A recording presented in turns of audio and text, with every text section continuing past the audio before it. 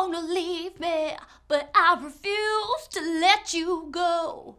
If I have to beg and plead for your sympathy.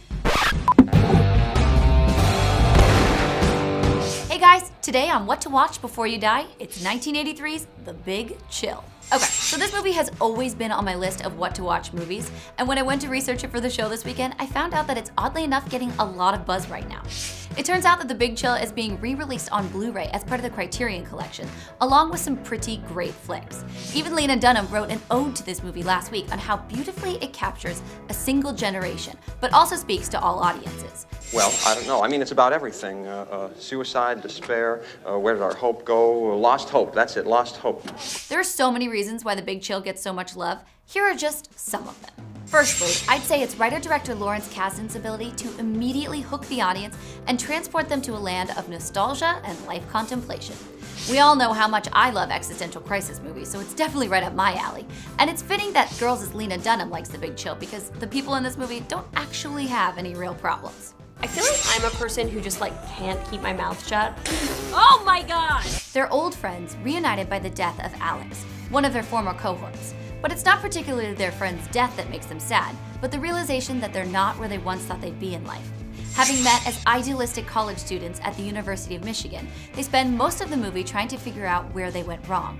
Where did they lose sight of their hopes and dreams, only to fall victim to ordinary lives of boring marriages and jobs that simply pay the bills? Don't worry, when you get past the narcissism of wealthy 30-somethings claiming woe is me, it's easy to identify with the character's recognition that life doesn't always turn out like you expect.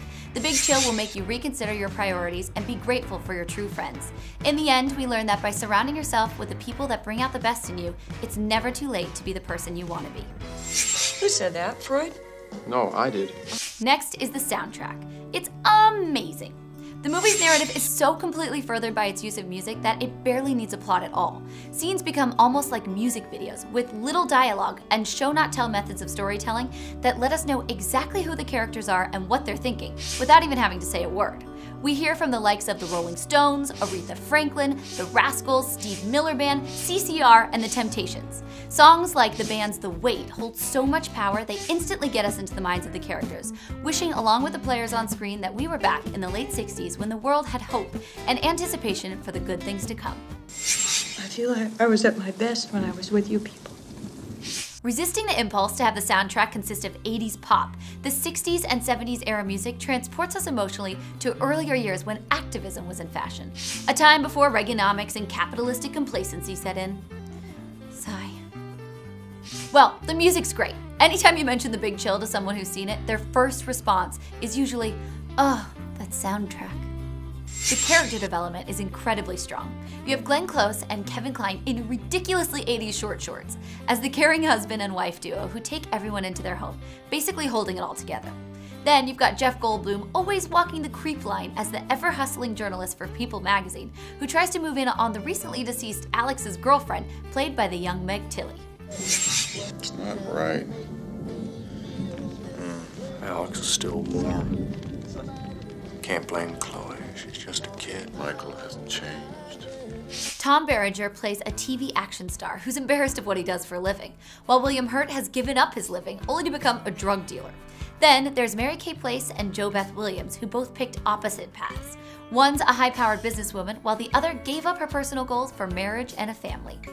Every character serves a different purpose in the film to illustrate the overall message that there's no true right choice, and the key is to just do what makes you happy. Fun fact, the movie originally ended with a flashback scene to the group's time in college where we actually see Alex, who, as it turns out, was played by an unknown at the time, Kevin Costner. However, in the final edit, Kasdan decided to cut the scene out, leaving the past in the past. I always wonder if it's actually Kevin Costner playing Alex in the beginning when we see a guy getting made up for his funeral. Anyway, watch the movie and let me know what you think. What's this? I'm not sure. What's it about? I don't know. Did you check out last week's The Discreet Charm of the Bourgeoisie? If you think about it, they deal with a lot of the same ideas, though in radically different styles. But can you guys find the similarities?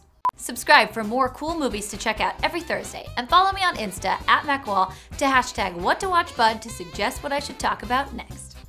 You can't always get what you want.